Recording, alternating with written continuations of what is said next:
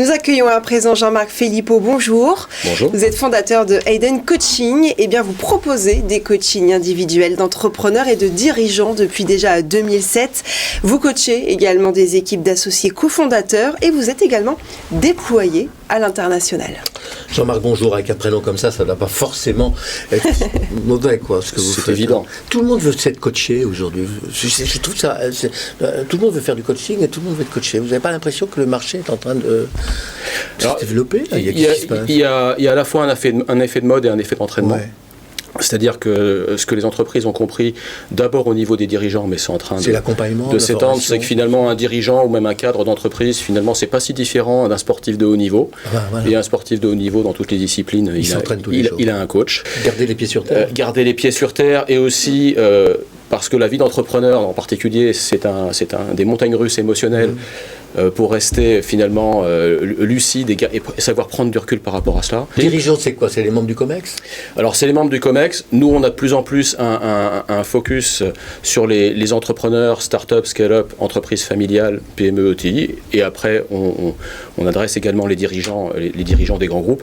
C'est effectivement en général membres de COMEX, de grands groupes, de filiales ou d'entreprises. Comment vous faites votre commercial, votre prospection commerciale? C'est pas facile, c'est le bouche à oreille? Alors en fait, il y a que deux volets, à mon sens, c'est la prescription et la notoriété. La pandémie qui a provoqué le télétravail et qui a distancé à peu près les liens, a changé quelque chose, a rendu nécessaire votre activité plus qu'avant? Alors déjà, l'activité elle-même a été impactée. Alors, aussi bien mais positivement que négativement. Par visio. Alors, tout ce qui est coaching individuel et de petites équipes, par exemple équipes d'associés, a pu continuer relativement sans perturbation, par visio, voire même il y a pu y avoir des effets positifs, puisque nous avons aujourd'hui, je dirais, des clients à Dakar ou à Vancouver qu'on n'aurait jamais eu avant la pandémie, du fait, grâce à la visio qui s'est démocratisée. En revanche, tout ce qui est coaching d'équipe a été mis un peu à l'arrêt pendant, en tout cas, l'année dernière. Après, aujourd'hui, ce qui se passe, c'est qu'effectivement, après 18 mois de télétravail, on se rend compte, et il a fallu du temps pour ça, que le télétravail, alors que fin 2020, c'était vu très positivement, aujourd'hui, on se rend compte que ça a détruit du lien, que ça a détruit de l'alignement, et que ça a diminué l'engagement, ce qui peut effectivement créer d'autres demandes de coaching. Ouais. Je vois deux outils, a priori, pour rassurer un chef d'entreprise. Il y a un outil technique, c'est son expertise, et il y a un outil, j'allais dire, plus personnel et psychologique. Le coach dont vous parlez, il agit plus sur le côté psychologique et personnel que sur le côté expertise?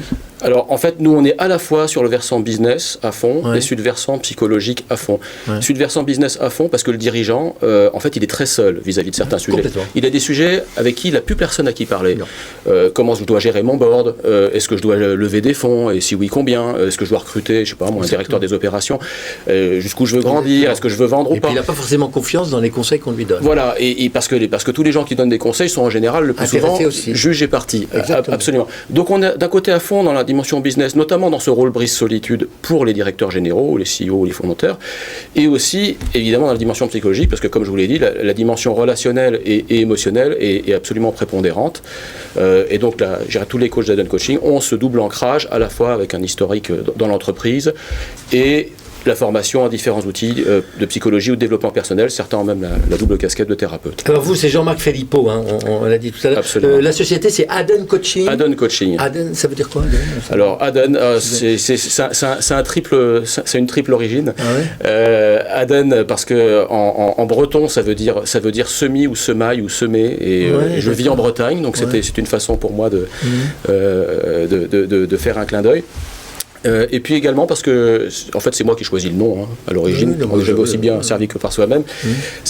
J'ai été musicien de jazz, je suis toujours. Contrebassiste.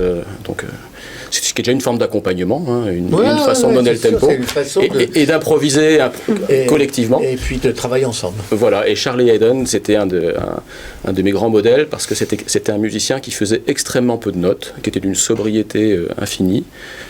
Et avec un son reconnaissable entre mille. Merci beaucoup. Merci beaucoup Jean-Marc Philippot, fondateur d'Hayden Coaching.